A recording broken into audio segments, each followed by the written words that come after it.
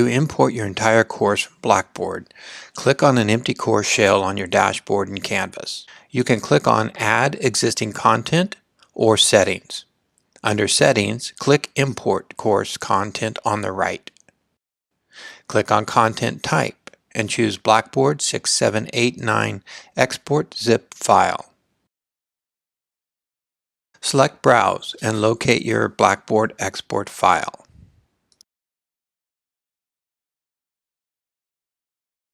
You will want the zipped file. Choose Default Question Bank if applicable.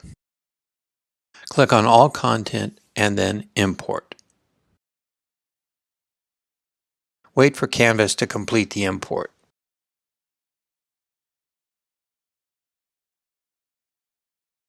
View any import errors and clean up the course.